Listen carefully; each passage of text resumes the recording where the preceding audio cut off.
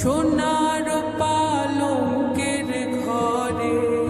লিখে রেখেছিলেম নারে,